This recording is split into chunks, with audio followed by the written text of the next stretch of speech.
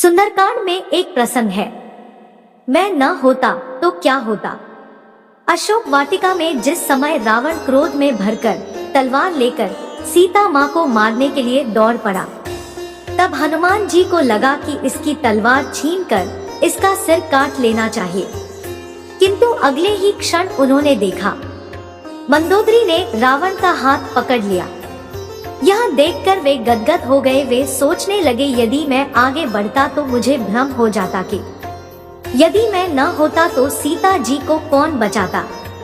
बहुधा हमको ऐसा ही भ्रम हो जाता है, मैं न होता तो क्या होता। परंतु ये क्या हुआ, सीता जी को बचाने का कार्य प्रभु ने रावण की पत्नी को ही सौंप दिया। तब हनुमान जी समझ गए कि प्रभु जिससे जो कार्य लेना चाहते हैं वह उसी से लेते हैं। आगे चलकर जब त्रिजटा ने कहा कि लंका में बंदर आया हुआ है और वह लंका जलाएगा, तो हनुमान जी बड़ी चिंता में पड़ गए कि प्रभु ने तो लंका जलाने के लिए कहा ही नहीं है, और त्रिजटा कह रही है कि उन्होंने स्वप्न में देखा है एक वानर ने लंका जलाई है, अब उन्हें क्या करना चाहिए। जो प्रभु इच्छा। जब रावण के सैनिक तलवार लेकर हनुमान जी को मारने के लिए दौड़े, तो हनुमान ने अपने को बचाने के लिए तनिक भी चेष्टा नहीं की। और जब विभीषण ने आकर कहा कि दूत को मारना अनीति है, तो हनुमान जी समझ गए कि मुझे बचाने के लिए प्रभु ने यह उपाय कर दिया है। आश्चर्य की पराकाष्ठा तो तब हुई जब रावण ने कहा कि बंदर को मारा नहीं जाएगा, पर पूंछ में कपड़ा लपेटकर घी डालकर आग लगाई जाए। तो हनुमान जी सोचने लगे कि लंका वाली त्रिजटा की बात सच थी, वरना लंका को जलाने के लिए मैं कहां से घी, तेल, कपड़ा लाता और कहां आग ढूंढता। पर वह प्रबंध भी आपने रावण से करा दिया। जब आप रावण से भी अपना काम करा लेते हैं, तो मुझसे करा लेने में आश्चर्य की क्या बात है। इसलिए सदैव याद रखें कि संसार में जो हो रहा है वह सब ईश्वरीय विधान है। हम और आप तो केवल निमित्त मात्र हैं, इसीलिए कभी भी ये भ्रम न पालें कि मैं न होता तो क्या होता।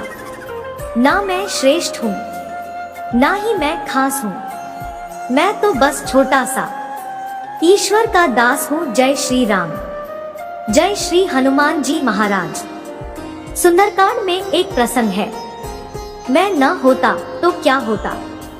अशोक वाटिका में जिस समय रावण क्रोध में भरकर तलवार लेकर सीता माँ को मारने के लिए दौड़ पड़ा, तब हनुमान जी को लगा कि इसकी तलवार छीनकर इसका सिर काट लेना चाहिए। किंतु अगले ही क्षण उन्होंने देखा, मंदोदरी ने रावण का हाथ पकड़ लिया।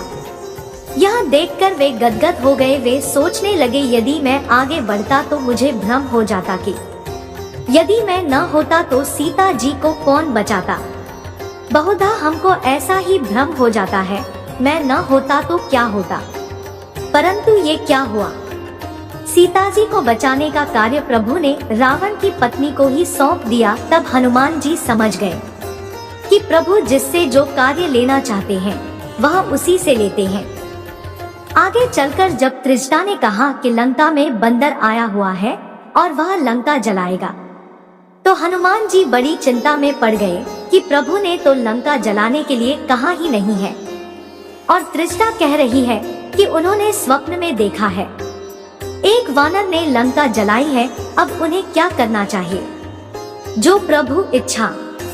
जब रावण के सैनिक तलवार लेकर हनुमान जी को मारने के लिए दौड़े, तो हनुमान ने अपने को बचाने के लिए तनिक भी चेष्टा नहीं की।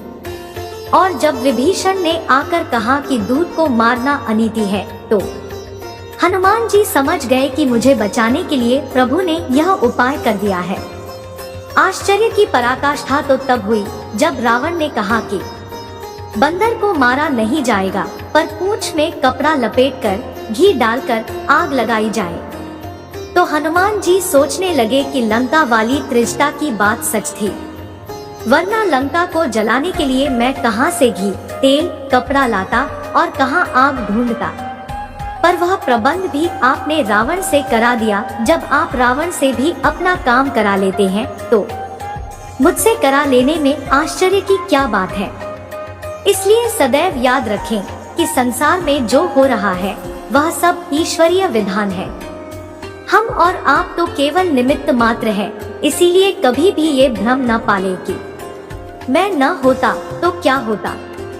ना मैं श्रेष्ठ हूँ, ना ही मैं खास हूँ, मैं तो बस छोटा सा ईश्वर का दास हूँ। जय श्री राम, जय श्री हनुमान जी महाराज।